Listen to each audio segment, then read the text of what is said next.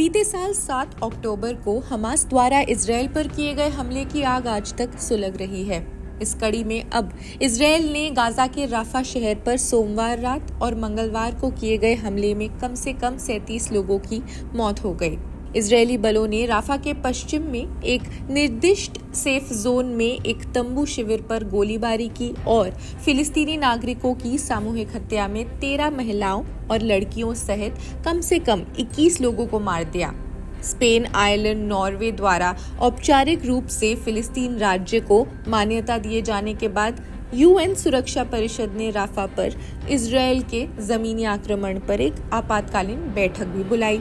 Israeli सेना ने पश्चिमी राफा में निर्दिष्ट मानवीय क्षेत्र यानी ह्यूमैनिटेरियन जोन में हमला करने से इनकार भी किया। इसने इस बात से इनकार नहीं किया कि हमला हुआ था, लेकिन जिस स्थान पर हमला हुआ उस स्थान पर विवाद हुआ था। इसी बीच अमेरिका को समुद्र के रास्ते गाजा में सहायता वितरण यानी कि ह्यूमैनिटेरियन एड को निलंबित करने के लिए मजबूर भी होना पड़ा है। ये इजरायल पर दबाव बनाने में अमेरिका की विफलता का एक संकेत है। गाजा में सहायता की तत्काल डिलीवरी के पूरक के लिए अप्रैल की शुरुआत में राष्ट्रपति जो बाइडेन द्वारा एक सीरीज में घोषणा की गई।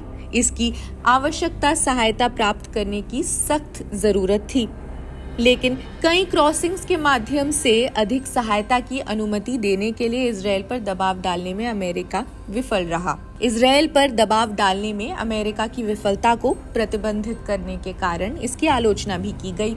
इजरायल में तट के ठीक ऊपर पूरी तरह से काम करने वाले बंदरगाह मौजूद है, लेकिन अमेरिका इजरायली सरकार को सहायता स्वीकार करने के लिए उनका उपयोग करने के लिए राजी करने में असमर्थ रहा।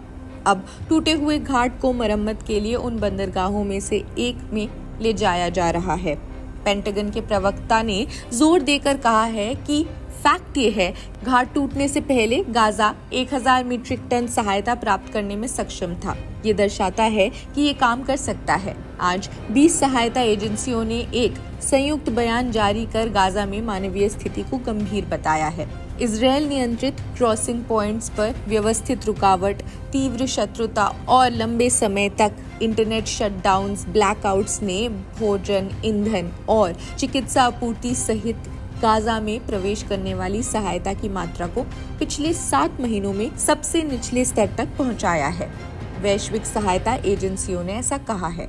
एजेंसियों ने ये भी कहा 7 मई से राफा बंद कर दिया गया था। 2000 से अधिक सहायता ट्रक मिस्र के आरिश में इजरायल के अनुमति की प्रतीक्षा कर रहे थे। भोजन सड़ रहा है और दवाएं समाप्त हो रही हैं और कुछ मील दूर परिवारों को भुखमरी के बढ़ते स्तर का सामना करना पड़ रहा है।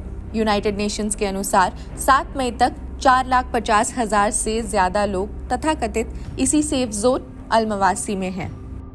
खैर, इस खबर में बस इतना ही। बाकी देश दुनिया की खबरों के लिए भी आप जुड़े रहिए जनसत्ता के साथ। कमेंट्स में जरूर बताएं आप क्या सोचते हैं इस वॉर के बारे में। शुक्रिया।